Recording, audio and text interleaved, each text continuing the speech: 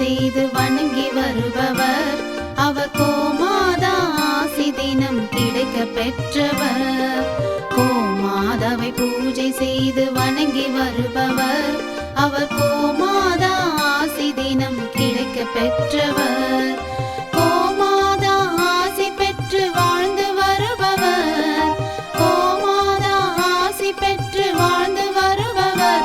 என்றும் கோமாதா துணை நின்று நன்மை செய்திடும். என்றும் கோமாதா துணை நின்று நன்மை செய்திடும். கோமாதாவை பூஜை செய்து வணங்கி வருபவர். அவர் கோமா